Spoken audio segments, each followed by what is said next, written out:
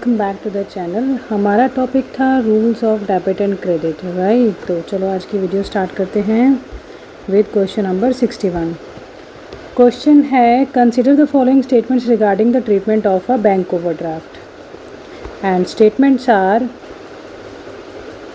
Bank overdraft represents a liability of the business, an increase in the bank overdraft is generally credited, repayment of bank overdraft reduces the liability and bank overdraft normally has a debit balance, right।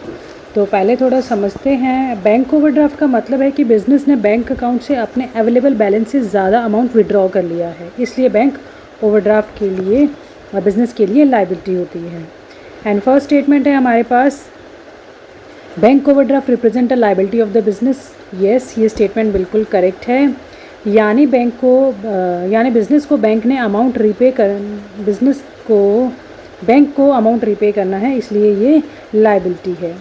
Second statement है, liability में increase होने पर account credit होता है। N increase in the bank overdraft is generally credited.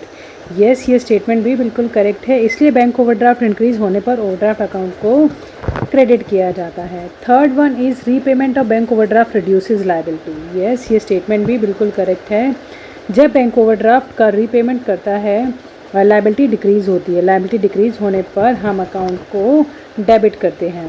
Fourth one is bank overdraft normally has a debit balance. ये statement बिल्कुल गलत है। Bank overdraft normally credit balance रखता है, डेबिट बैलेंस नहीं, इसलिए करेक्ट आंसर है option B, statement 1, 2 and 3 only. Next question is, consider the following statement regarding capital introduced by the proprietor, and the statements are: cash introduced as a capital increases an asset, capital account is credited, cash account is debited, capital introduced is treated as a business income। Okay, जब proprietor business में cash introduce करता है as capital, तो business के पास cash बढ़ता है और owner का कैपिटल भी बढ़ता है। Okay, now first statement is, cash introduced as capital increases an asset. Cash introduce करने से कैश एसेट इंक्रीज होते हैं, बिल्कुल सही, ये स्टेटमेंट करेक्ट है। Second is, capital account is credited. Capital business के लिए ओनर्स इक्विटी है, कैपिटल इंक्रीज होने पर कैपिटल क्रेडिट होता है, ये स्टेटमेंट भी बिल्कुल करेक्ट है। नेक्स्ट है, cash account is debited. Yes, ये स्टेटमेंट करेक्ट है। कैश बिजनेस में आ रहा है, कैश एक एसेट है और एसेट के इंक्रीज होने पर हम डेबिट करते हैं और एंट्री क्या करते हैं, cash account debit to capital account, right. Now fourth statement है, capital introduced is treated as a business income. ये स्टेटमेंट बिल्कुल रॉन्ग है। कैपिटल इंट्रोड्यूस को बिजनेस इनकम नहीं माना जाता, ये प्रॉपर्टर की इन्वेस्टमेंट है। तो हमारा करेक्ट आंसर है option B, statement 1, 2 and 3 only. Next question है, consider a business purchases goods on credit from supplier, consider the following statement, and statements हैं, purchase account is debited, supplier's account is credited, the transaction increases the liability of the business, the supplier's account is debited with the supplier gives the goods, right। तो थोड़ा समझते हैं। Suppose business ने 10,000 का good supplier को से credit पर purchase किया है, तो हमारी एंट्री क्या होगी, हमारी एंट्री होगी purchases account debit to supplier account 10,000 से, राइट। नाउ स्टेटमेंट फर्स्ट है, purchase account is debited. Goods purchase for resale के लिए परचेज अकाउंट डेबिट होता है। यस, बिल्कुल सही, ये स्टेटमेंट करेक्ट है। Now second statement is, suppliers account is credited. Yes, ये स्टेटमेंट भी बिल्कुल करेक्ट है। गुड परचेज फॉर रीसेल के लिए परचेज डेबिट होता है और सप्लायर से गुड्स क्रेडिट खरीदने के लिए हैं, तो इसलिए सप्लायर अकाउंट को ये सप्लायर बिजनेस का क्रेडिटर बन जाता है और लायबिलिटी इंक्रीज हो जाती है और सप्लायर का अकाउंट क्रेडिट किया जाता है, राइट। नेक्स्ट है, the transaction increases the liability of the business. ये स्टेटमेंट बिल्कुल करेक्ट है। क्रेडिट परचेज करने से बिजनेस की लायबिलिटी इंक्रीज होती है क्योंकि सप्लायर को फ्यूचर में पेमेंट करनी होती है। एंड नेक्स्ट है, the suppliers account is debited because the supplier gives the good. ये स्टेटमेंट इनकरेक्ट है। सप्लायर को डेबिट नहीं किया जाता, ट्रेडिशनल पर्सनल अकाउंट रूल है, debit the receiver credit the giver. यहाँ सप्लायर्स गुड दे रहा है, देयरफॉर सप्लायर अकाउंट क्रेडिट होगा। तो करेक्ट आंसर है option B, statement 1, 2 and 3 only. Next question है a business sells goods for cash consider the following statements and the statements are cash account is debited, sales account is credited, cash increases as a result of the transaction, sales account is a real account. जब business goods cash में sell करता है तो business को cash receive होता है और sales revenue generate होता है। नॉर्मली हमारी एंट्री होती है cash account debit to sales account, right. तो हमारा फर्स्ट स्टेटमेंट है कैश अकाउंट इज़ डेबिटेड, बिल्कुल करेक्ट है। कैश बिजनेस में आ रहा है, कैश हमारी एसेट है, एसेट इंक्रीज़ हो रही है और एसेट को हम डेबिट करते हैं। नेक्स्ट है sales account is credited, sales business की इनकम या फिर रेवेन्यू है, इनकम इंक्रीज़ होने पर सेल अकाउंट क्रेडिट होता है। नेक्स्ट है cash increases as a result of the transaction, yes ये स्टेटमेंट बिल्कुल करेक्ट है। कैश सेल होने के रिजल्ट से बिजनेस का कैश बैलेंस इंक्रीज होता है। And fourth one is sales account is a real account, ये इनकरेक्ट है। सेल्स अकाउंट नॉमिनल अकाउंट है, रियल अकाउंट नहीं। Traditional rule of nominal account है debit all expenses and losses and credit all income and gains. तो हमारा correct answer है option B, statement 1, 2 and 3 only. Next question है consider the following statements regarding the purchase of a building by issuing a check and ये statements are building account is debited, bank account is credited, transaction increases an asset and decreases another asset, building account is a nominal account। पहले समझते हैं। Suppose business ने 5 लाख की building check से purchase की है तो हमारी जनरल एंट्री क्या होगी? हमारी जनरल एंट्री होगी building account debit to bank, ठीक है, 5 lakh 5 lakh. Now statement check करते हैं। Building account is debited, yes the statement is correct. Building business की एसेट है और एसेट इंक्रीज होने पर हम एसेट को डेबिट करते हैं। Second one is bank account is credited, yes this statement is correct. Check से पेमेंट करने पर बैंक बैलेंस डिक्रीज़ होता है और बैंक एक एसेट है, एसेट डिक्रीज़ होने पर हम क्रेडिट करते हैं। Third one is the transaction increases an asset and decreases another asset, yes ये स्टेटमेंट बिल्कुल करेक्ट है। इस ट्रांजेक्शन में एक एसेट यानी बिल्डिंग इंक्रीज़ हो रही है वाइल अनदर एसेट यानी कि बैंक डिक्रीज़ हो रहा है। एंड फोर्थ स्टेटमेंट है building account is a nominal account, ये स्टेटमेंट बिल्कुल इनकरेक्ट है। बिल्डिंग अकाउंट नॉमिनल अकाउंट नहीं बल्कि रियल अकाउंट है क्योंकि बिल्डिंग एक टेंजिबल एसेट है। रियल अकाउंट का रूल है debit what comes in and credit what goes out. Building account debit होगा, राइट, एंड बैंक क्रेडिट होगा। तो हमारा करेक्ट आंसर है option B, statement 1, 2 and 3 only. Next question है हमारे पास consider the following statements regarding rent received by a business. Statements हैं cash और bank account is debited, rent received amount is credited, rent received is an income, rent received account is debited because cash is received. तो जब business को rent receive होता है तो business के पास cash यानी बैंक या फिर बैंक बैलेंस इंक्रीज़ हो जाता है और रेंट रिसीव होता है और रेंट हमारी एक इनकम भी है। तो हमारी एंट्री क्या बनेगी? हमारी एंट्री बनेगी कैश या फिर bank account debit to rent received, ठीक है। अब स्टेटमेंट चेक करते हैं। कैश और बैंक अकाउंट इज़ डेबिटेड, ठीक है, first statement is correct. Cash या बैंक बैलेंस इंक्रीज होता है और एसेट इंक्रीज होने पर हम उसे डेबिट करते हैं। Second one is rent received account is credited, yes this statement is correct. Rent received account जो है वो क्रेडिट होगा। रेंट रिसीव्ड बिजनेस की इनकम है, इनकम इंक्रीज होने पर रेंट रिसीव्ड अकाउंट क्रेडिट होता है। Third one is rent received is an income, yes this statement is correct. Rent received business के लिए इनकम है इसलिए इसका इफेक्ट प्रॉफिट को इंक्रीज़ करता है। And fourth one is rent received account is debited because cash is received, ये statement गलत है। रेंट रिसीव्ड अकाउंट को डेबिट नहीं किया जाता, इनकम का रूल है क्रेडिट ऑल इनकम्स, ठीक है। तो हमारा करेक्ट आंसर है option B, statement 1, 2 and 3 only. Next statement है a business pays an amount to the creditor in full settlement of his account, consider the following statements. And statements are creditors account is debited, cash और bank account is credited, if a discount is received received account is credited and creditor's liability is increased by the payment। मान लीजिए business को creditor को 10,000 देने हैं और business ने 9500 पे करके फुल सेटलमेंट में बात कर ली और 500 का डिस्काउंट रिसीव कर लिया। तो नॉर्मली हमारी एंट्री क्या होगी? Creditors account debit to cash to discount receive, ये है 10,000, ये है 9,500 एंड ये है 500, राइट। चलो अब स्टेटमेंट देखते हैं। फर्स्ट है creditors account is debited, yes this statement is correct. Creditor की लायबिलिटी बिजनेस के लिए डिक्रीज़ हो रही है, तो लायबिलिटी डिक्रीज़ होने पर क्रेडिटर अकाउंट डेबिट होगा। नेक्स्ट वन इज़ कैश और bank account is credited, yes ये स्टेटमेंट बिल्कुल करेक्ट है। कैश या बैंक से पेमेंट की गई है, देखो कैश या बैंक बैलेंस डिक्रीज़ होगा, एसेट डिक्रीज़ होने पर कैश या बैंक को क्रेडिट किया जाएगा। Third one is discount is received, discount received is credited, yes this statement is correct. Discount received business के लिए एक गेन है, इनकम है, इसलिए डिस्काउंट रिसीव्ड अकाउंट क्रेडिट होता है। Fourth one is the creditors liability is increase by the payment, ये statement गलत है। पेमेंट करने से क्रेडिटर्स की लायबिलिटी इंक्रीज नहीं बल्कि डिक्रीज होती है। So the correct answer is option B, statement 1, 2 and 3 only.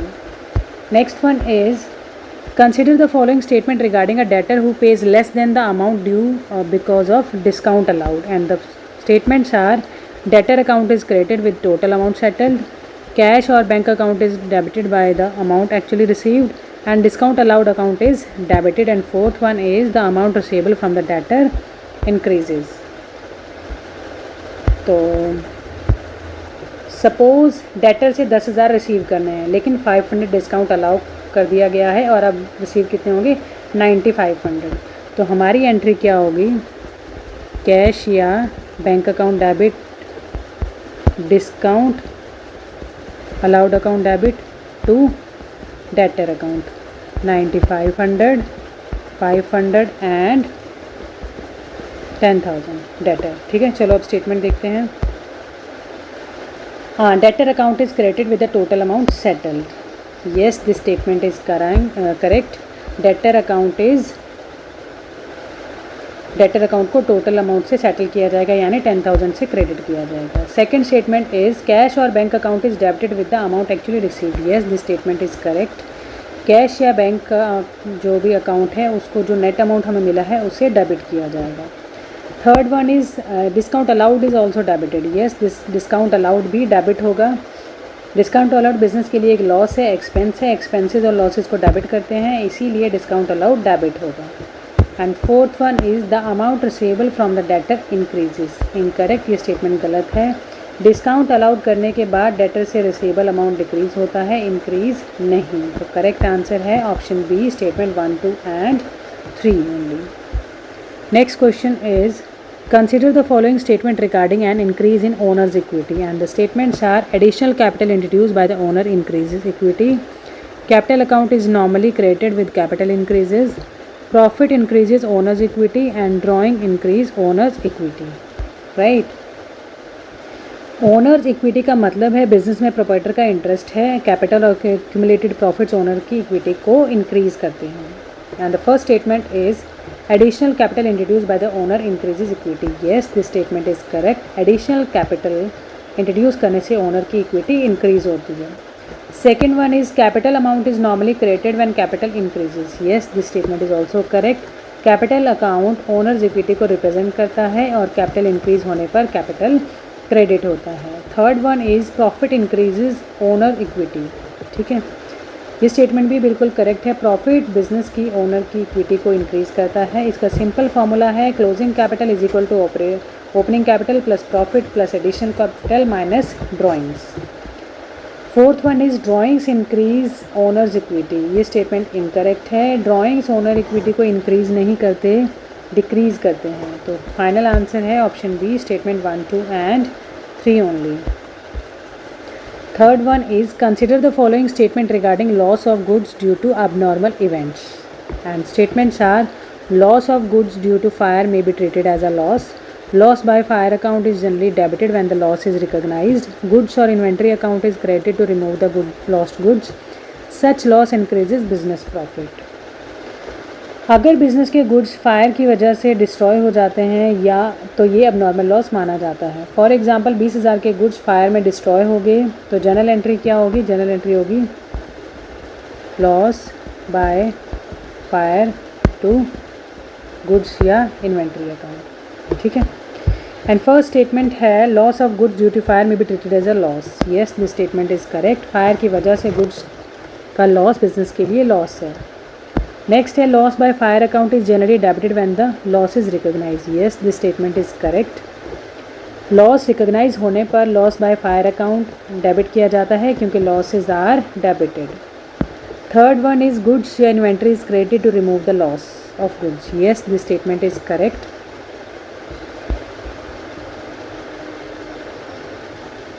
Goods destroy को बुक्स से रिमूव करने के लिए गुड्स या इन्वेंट्री अकाउंट को क्रेडिट किया जाता है. And fourth one is such loss increases business profit. ये स्टेटमेंट रॉन्ग है, तो इनकरेक्ट है. लॉस बिजनेस प्रॉफिट को इंक्रीज नहीं बल्कि डिक्रीज करता है. तो हमारा करेक्ट आंसर है option B, statement 1, 2 and 3 only. Next question है consider the following statements regarding goods withdrawn by the proprietor for personal use. And the statements are drawings account is debited, purchase account may be credited under the traditional treatment, withdrawals reduces the goods available for business, the transaction is treated as a sales revenue. जब proprietor business के goods को अपने personal use के लिए withdraw करता है तो इसे ड्राइंग कहते हैं. ठीक है, इसे आप याद रखना.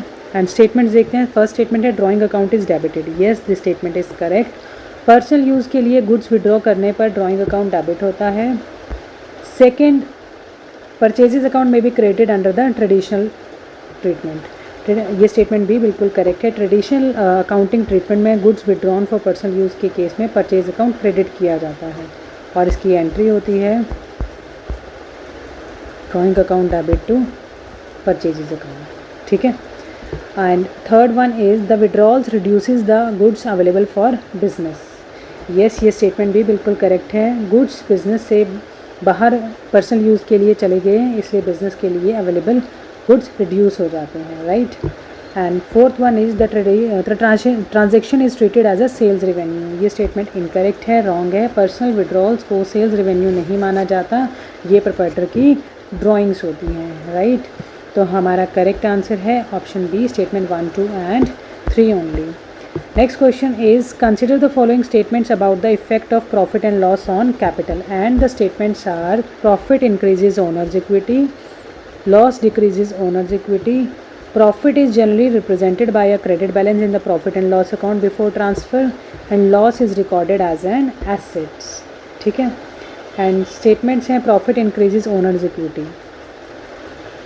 प्रॉफिट और लॉस दोनों का डायरेक्ट इफेक्ट ओनर्स इक्विटी या कैपिटल पर पड़ता है. तो स्टेटमेंट 1 बिल्कुल करेक्ट है. प्रॉफिट बिजनेस के ओनर्स की इक्विटी को इंक्रीज करता है. Second one is loss decreases owner equity. ये स्टेटमेंट करेक्ट है. लॉस ओनर की इक्विटी को डिक्रीज करता है. And third one is profit is generally represented by a credit balance in the profit and loss account before transfer. Yes, this statement is correct. Profit and loss में profit का balance generally credit balance होता है before it is transfer to capital. Now fourth one is loss is recorded as an asset. ये statement incorrect है. Loss of asset नहीं माना loss को asset नहीं माना जाता. लॉस ओनर्स इक्विटी को रिड्यूस करता है और अल्टीमेटली कैपिटल को डिक्रीज करता है. तो हमारा करेक्ट आंसर है option B, statement 1, 2 and 3 only. Next one is consider the following statements regarding the purchase of office stationery for immediate use. And the statements are stationery expense account is debited, cash or bank account is credited if payment is made in immediately, the transaction involves an expense, stationery expense account is credited because stationery goes out of the business. Right. अगर business office stationery immediately use करने के लिए purchase करता है तो stationery को generally expense treat किया जाता है. एंड हमारी एंट्री बनती है stationery account debit to cash या फिर bank. Right. And first statement is stationery expense is debited. Yes, this statement is correct. Stationery expense business का expense है. रूल के अकॉर्डिंग expenses को डेबिट किया जाएगा. Second one is cash or bank balance is credited if the payment is made immediately. Yes, this statement is also correct. अगर payment immediately cash या bank से की गई है तो कैश या बैंक बैलेंस को डिक्रीज किया जाएगा. Therefore कैश या बैंक अकाउंट क्रेडिट होगा. Third one is the transaction involves an expense. Yes, this statement is correct. Office stationery को इमीडिएट यूज़ बिजनेस का एक्सपेंस है. Right. And fourth one is stationery expense account is credited because stationery goes out of the business. ये statement incorrect है. Stationery account को इसलिए credit नहीं किया जाता कि स्टेशनरी बिजनेस से बाहर जा रही है. नॉमिनल अकाउंट का बेसिक रूल है debit all expenses and losses. तो हमारा करेक्ट आंसर है option B, statement 1, 2 and 3 only. Next question is consider the following statement regarding an increase in liability and the statements are increase in creditors is generally credited, loan taken by the business increases liability and is credited to the loan account. Third one is settlement of liability generally requires debiting all liabilities account, and fourth one is every liability account normally has a debit balance. तो liability का simple rule याद रखें, increase liability credit, decrease liability debit. First statement increase in creditors is generally credited, ये statement correct है। Creditor business की liability होते हैं, creditors increase होने पर क्रेडिटर अकाउंट क्रेडिट होता है। And second one is loan taken by business increases liability and is credited to the loan account. Yes, ये स्टेटमेंट भी बिल्कुल करेक्ट है। बिजनेस लोन लेता है तो लाइबिलिटी इंक्रीज होती है, देयरफॉर लोन अकाउंट क्रेडिट किया जाता है और एंट्री बनती है bank account debit to loan account. Third one is settlement of liability generally required debiting liability account, ये स्टेटमेंट भी बिल्कुल करेक्ट है। जब लाइबिलिटी सेटल या पे की जाती है तो लाइबिलिटी डिक्रीज होती है, देयरफॉर लाइबिलिटी अकाउंट डेबिट होता है। And fourth one is every liability account normally has a debit balance, ये स्टेटमेंट बिल्कुल गलत है। Liability account normally credit balance रखते हैं। तो सही आंसर है option B, statement 1, 2 and 3 only. Next is consider the following statements regarding an asset, and the statements are purchase of an asset generally results in a debit to the asset account, and sales or disposal of an asset generally require credit in the asset account to remove its book value. Third one is an increase in asset normally results in a debit balance, and fourth one is every asset account is classified as a nominal account. तो asset का basic rule है increase in asset debit and decrease in asset credit. Now statement is purchase of an asset generally result in a debit to the asset account, ये statement बिल्कुल correct है। Asset purchase करने पर asset increase होती है, therefore asset account debit होता है। Machinery account debit to cash या फिर bank account. Second one is sale और disposal of an asset generally require crediting the asset account to remove its book value, yes, ये statement भी बिल्कुल correct है। Asset cell या dispose करने पर एसेट को बुक से रिमूव करना होता है, इसलिए एसेट अकाउंट को जनरली क्रेडिट किया जाता है। Third one is an increase in an asset normally result in a debit balance, ये स्टेटमेंट भी बिल्कुल करेक्ट है। एसेट इंक्रीज होने पर एसेट अकाउंट में डेबिट बैलेंस जनरली इंक्रीज होता है। And fourth one is every asset account is classified as a nominal account, ये स्टेटमेंट गलत है। एसेट नॉमिनल अकाउंट नहीं होते, ट्रेडिशनल क्लासिफिकेशन के under asset generally real account होते हैं, for example cash, building, machinery, furniture या फिर लैंड। तो हमारा करेक्ट आंसर है option B, statement 1, 2 and 3 only. Next question है consider the following statements regarding the effects of the transaction on debit and credit, and the statements are payment of an expense in cash debits the expense and credit cash, receipt of income in cash debit cash and credit income. Third is purchase of goods for cash debit purchase and credit cash. Fourth one is payment to a creditor debit cash and credit the creditor. इस question में different transaction को debit credit treatment को समझना है, ठीक है। Different transactions हैं। Now statement first है payment of an expense in cash debit the expense and credit cash, ये स्टेटमेंट बिल्कुल सही है। Payment of an expense entry होती है expense to cash account, expense increase हो रहा है डेबिट होगा, कैश डिक्रीज हो रहा है क्रेडिट हो रहा है, ठीक है। Second one is receipt of income in cash debit cash and credit income, ये स्टेटमेंट भी बिल्कुल सही है। कैश में इनकम रिसीव होने पर कैश डेबिट होगा एंड इनकम इंक्रीज होने पर क्रेडिट होगी, ठीक है। एंट्री होगी cash account debit to income account. Third one is purchase of goods for cash debits purchases and credit cash, ये स्टेटमेंट भी बिल्कुल करेक्ट है। गुड्स कैश में परचेज करने पर एंट्री होती है purchase account debit to cash, purchase debit and cash credit. And fourth one is payment to creditors debit cash and credit the creditors, ये स्टेटमेंट गलत है। क्रेडिटर्स को पेमेंट करने पर creditor account debit to cash account होता है, यानी cash debit नहीं बल्कि कैश अकाउंट क्रेडिट होगा। तो हमारा करेक्ट आंसर है option B, statement 1, 2 and 3 only. Next question है, consider the following statement regarding the rule debit the receiver and credit the giver. Statements हैं, the rules applies to personal account and under the traditional classification when cash is paid to an individual that individual account is debited, when cash is received from an individual that individual account is credited and the rule applies only to nominal account. ये traditional classification के according personal account का rule है, debit the receiver and credit the giver. First statement है, the rule applies to personal account under the traditional classification. Yes, ये statement correct है, ये rule personal account पर apply होता है।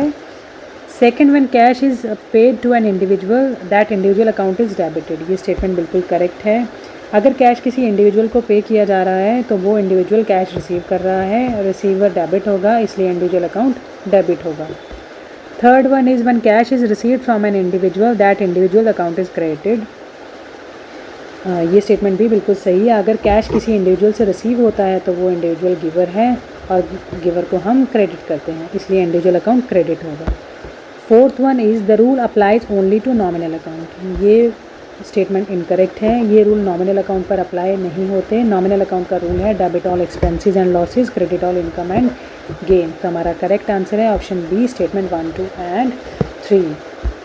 नेक्स्ट क्वेश्चन है, consider the following statement regarding the rule debit what comes in, credit what goes out and the statements are, it is associated with real accounts, when cash is received cash account is debited, when machinery is purchase for cash machinery account is debited, when cash is paid cash account is debited. ये traditional accounting में real account का rule है, debit what comes in and credit what goes out. First statement is it is associated with real account, ये statement सही है।